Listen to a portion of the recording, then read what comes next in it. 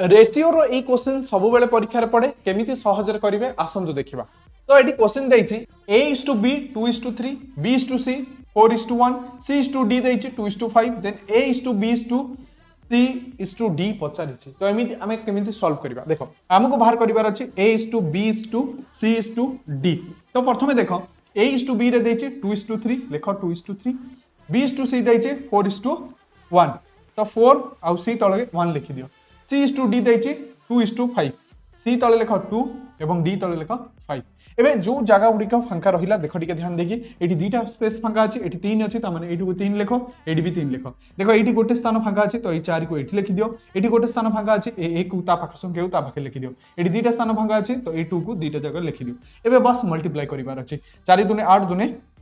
16 एठी 4 3 12 दुने 24 एठी 3 दुने 6